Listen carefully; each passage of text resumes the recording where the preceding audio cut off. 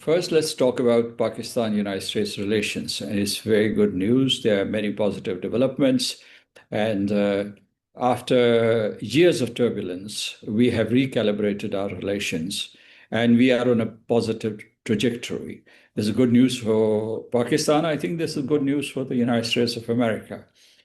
There's something that people are not talking about is that Pakistan has also developed an independent dimension, independent of India, because it was always, India always were very neuralgic about being re-hyphenated with Pakistan, but this time we have not been hyphenated with India, and still we have a standalone relationship with the United States of America without reference to India.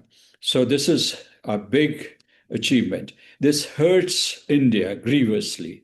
As a matter of fact, they had this hubris that they had become a superpower and that they were competitors of the Russian Federation, China, and the United States all put together.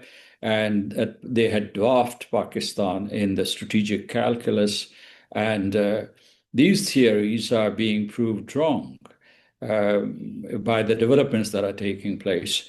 The other thing is that India's myopia about its neighborhood and its global worldview is also being now exposed.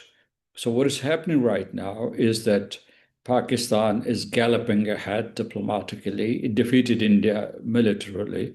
And Pakistan's narrative was accepted all around the world, not just by us Pakistanis, but by independent observers and analysts and main networks, also social media community. What are they called? They are called netizens. So netizens have endorsed Pakistan's version of the war and the diplomacy that it has conducted since then. I'll give you one instance. After the end of the war, after the ceasefire, Pakistan had the decency to thank the United States of America that you did a good job because this war could have turned nasty. But India refused to acknowledge the mediatory role that the United States, Marco Rubio, President Trump, J.D. Vance had played, point blank. And so this didn't go well in Washington, D.C.